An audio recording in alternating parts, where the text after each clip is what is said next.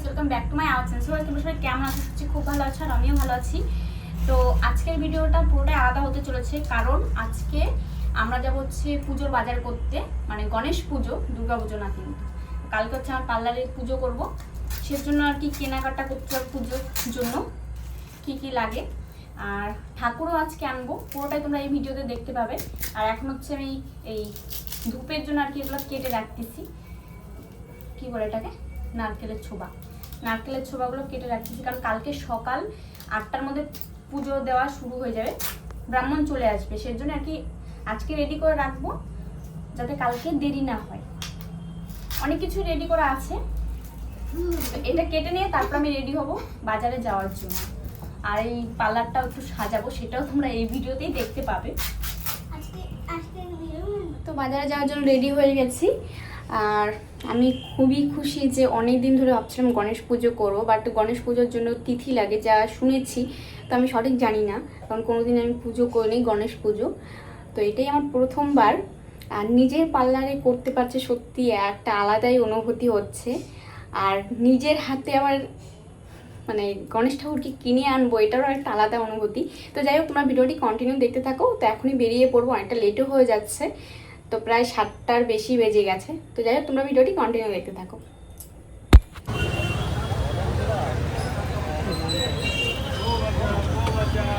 তো আমরা বাজারে যাওয়ার আগেই অনেক ঠাকুর বিক্রি হয়ে গেছে, কারণ আমাদের বাজারে যেতে অনেকটাই লেট হয়ে গিয়েছিল। তো যাওয়ার পরে এই দোকানটাতেই মোটামুটি অনেকগুলো ঠাকুর ছিল, তো এখান থেকে আমরা একটা ঠাকুর নিয়েছি, সেটা তোমরা পরের ভিডিওতে দেখতে পাবে। তো এখানে হচ্ছে এই ফটোগুলো আমার বেশ ভালো লাগে, বাট বললাম যে নাম পরে নেব। তো আমাদের এখানে মোটামুটি কেনাকাটা অনেকটাই কমপ্লিট হয়ে গেছে। তো আমি আমাদের গাড়ির সামনে দাঁড়িয়ে আছি, আর আমার বর গেছে একটা দোকানে জলের বোতল আনতে। আর এখানে হচ্ছে সব রকমের জিনিস আমাদের কেনা হয়ে গেছে, ফল থেকে শুরু করে, জাস্ট মিষ্টিটা বাকি আছে। তো ওখানে আমি সোজা চলে গেলাম একটা মিষ্টির দোকানে। তো এখান থেকে 5 রকমের মিষ্টি, আদার্স হচ্ছে অন্য মিষ্টিও আমরা নেব। তো এখান থেকে নিচ্ছে, আর এখানে প্রচুর ভিড় ছিল এই দোকানটাতে। তারপর ওখান থেকে চলে যাব আমি একটা গাজরার দোকানে, কারণ আমার খুব ইচ্ছে আছে যে নিজের পার্লারে পুজো করব যেহেতু, তো একটু সেজে গুজেই।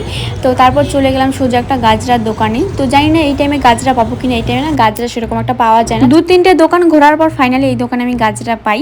তো এখানে হচ্ছে ফুলগুলো এত সুন্দর ছিল, আর এখান থেকে আমি একটা গাজরা নিয়ে নিলাম। বাজার থেকে বাড়িতে চলে এসেছি, আর এখানে হচ্ছে এই যে এইখানে ফল টল সব কিছুই আছে। আর এখানে একটু সাজানোর জন্য আর কি ফুল এনেছি, আর অনেক কিছু এনেছি, সেটা তোমরা ভিডিওটি কন্টিনিউ দেখলে বুঝতে পারবে। তো আমি এখন একটু ফ্রেশ হয়ে নেব, তারপরে ভিডিওটি কন্টিনিউ করছি।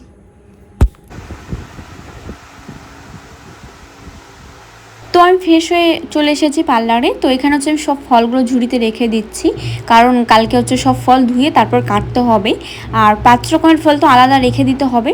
তো এখানে হচ্ছে সবাই ছিল আর গল্প করছিলাম আর ফলগুলো বের করছিলাম। আমার খুব মজা লাগছিল জানো, যে পার্লারে পুজো করবো, এতদিনের অপেক্ষার পর ফাইনালি পুজোটা দিতে পারছি। আর এখানে সব রকম বেলুন, মানে 3টে কালারের বেলুন এনেছিলাম, সব ফুলিয়ে খাটে রেখেছি যাতে ফেটে না যায়। আচ্ছা, তারপর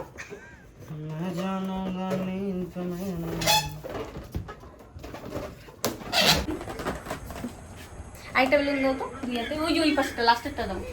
মুরব্বি মুরব্বি দিছো, খুলে গেছে তো, খুলে গেছে, দাও দাও দাও না। তো এখন হচ্ছে আমরা পার্লারটা সাজাচ্ছি সবাই মিলে, টোটাল এখানে আছে আমরা 4 জন, আমার ভাগ্নি, তারপর হচ্ছে ভাইনা, আমার বর, আমি 4 জন মিলে সাজাচ্ছি পার্লারটাকে। দেখাও একটু চারিদিকটা।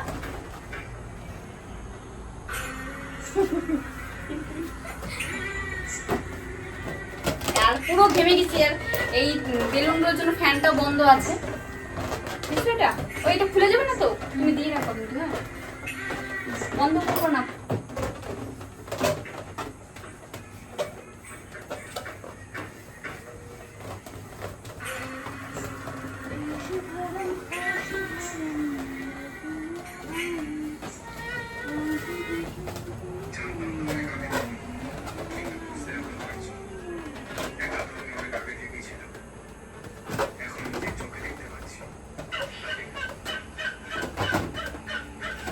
গাইস, তোমাদেরকে আমি একটা টেকনিক বলে দিই, যাদের দেওয়ালে হচ্ছে এই বেলুনগুলো চিপকায় না, মানে আঠা দেওয়ার পরও খুলে যায়, তাদের যদি এরকম পর্দা থাকে তারা হচ্ছে সুই সুতা নেবে, ফুটা করবে, তারপর এটাকে হচ্ছে আর কি বেঁধে দেবে, দেখে থেকে যাবে। দেখো যতই হাওয়া দাও না কেন এটা কিন্তু পড়বে না। হ্যাঁ ফেটে যেতে পারে বাট কোনো চান্স নেই পড়ার।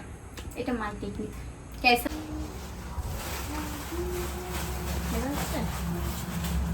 তো তো গাইস আমাদের হচ্ছে পার্লার সাজানো হয়ে গেছে মোটামুটি, কালকে আরো সকালে সাজানো হবে বাইরেটা। আর এখন সাজালে বাইরে তো কুয়াশা আছে, বেলুন সব ফেটে যাবে, এখনই অনেক বেলুন ফেটে গেছে। এই যে নিচটা দেখো একবার,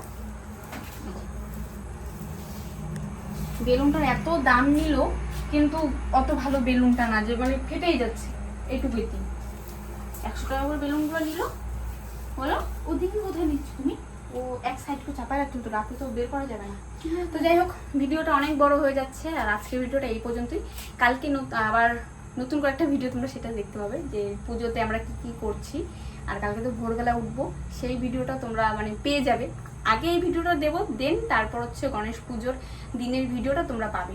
যাই হোক তোমরা যারা যারা আমার চ্যানেল নতুন আছো ভিডিওটি লাইক কমেন্ট শেয়ার করে দেবে, সাবস্ক্রাইব করতে কিন্তু একদম ভুলো না। তো চলো আজকের মতো টাটা।